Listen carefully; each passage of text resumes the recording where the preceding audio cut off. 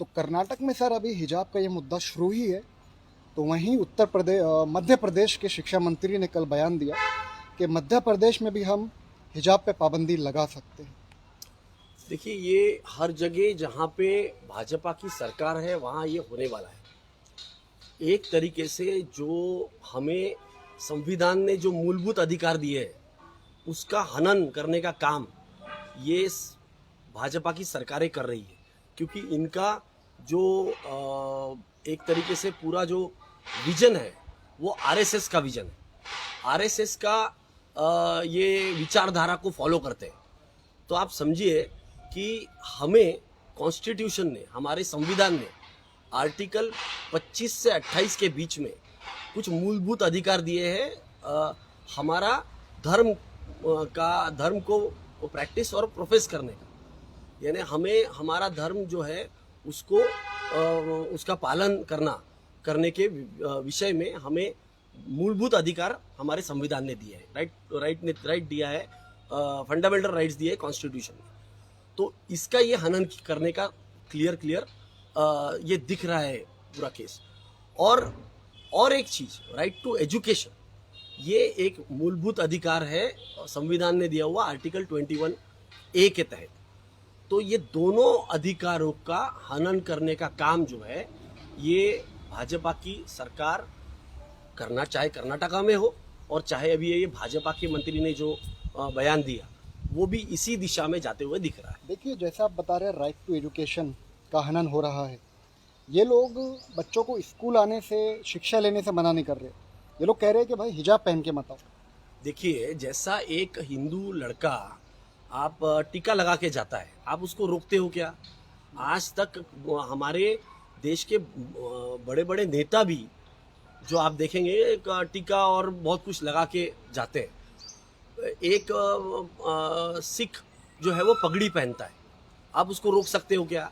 वैसे ही ये हिजाब जो है ये कोई ये उसी तरह से है, उसे आप रोक नहीं सकते। ये आज पहली बार पहना नहीं जा रहा है।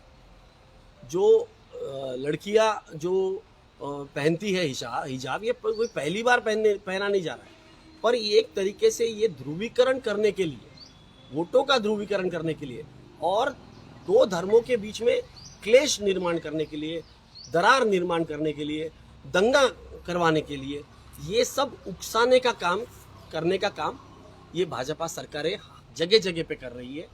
इससे हमको सावध रहना पड़ेगा। जो राइट थिंकिंग लोग हैं, जो सही तरीके से सोचने वाले लोग हैं, उनको सावध रहना बहुत जरूरी है। कल से यूपी के चुनाव है और 2023 में कर्नाटक में इलेक्शन होने वाले हैं। तो क्या लगता है उसी खातिर चुनाव के मद्देनजर ही ये सब कुछ किया जा रहा है? वोटों का ध्रुवीकरण करना है, क्योंकि काम आप कुछ नहीं कर पाए हो। बेरोजगारी चरम सीमा पे है, महंगाई चरम सीमा पे है, पेट्रोल के दाम आप इतने बढ़ा चुके हो, जबकि इंटरनेशनल प्राइसेस जो है पेट्रोलियम के वो बहुत कम है।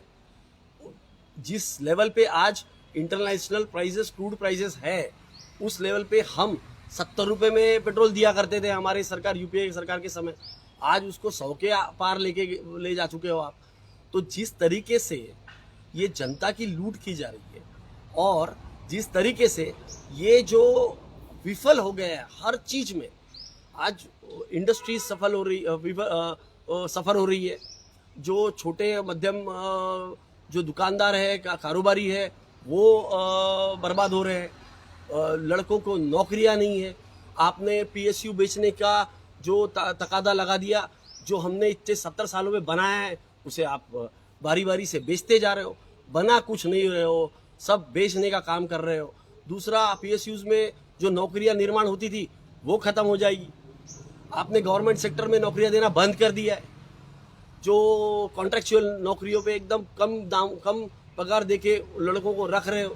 तो ये जो आप कर रहे हो, ये करने के बाद में जो देश में लोगों के अंदर जो अराजकता एक जो फैल गई है, उसको कहीं तो भी डाइवर्ट करने के लिए हिंदू मुस्लिम रिलीजन के बेसिस के ऊपर इसको डाइवर्ट किया जाए और लोगों का ध्रुवीकरण किया जाए, आपस में एक दूसरे के साथ में लड़ाया जाए और वोटों का विभाजन, वोटों का ध्रुवीकरण अपनी तरफ करने के लिए ये सब काम, ये षड्यंत्र रचा जा रहा है।